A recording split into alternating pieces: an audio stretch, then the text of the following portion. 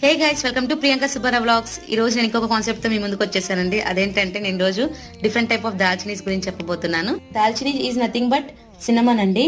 So మనకి different type of సిన్నమన్స్ ఉంటాయి అనమాట. కానీ మోస్ట్లీ యూజ్ వచ్చేసి కేషియా సిన్నమన్ అండ్ సైలాన్ సిన్నమన్. కానీ ఇక్కడ ఏదైతే మీరు చూస్తున్నారో ఇది మనకి కొట్టులో చాలా ఎక్కువగా దొరికింది కదండి. కానీ ఇది ఒక వేస్ట్ అనమాట.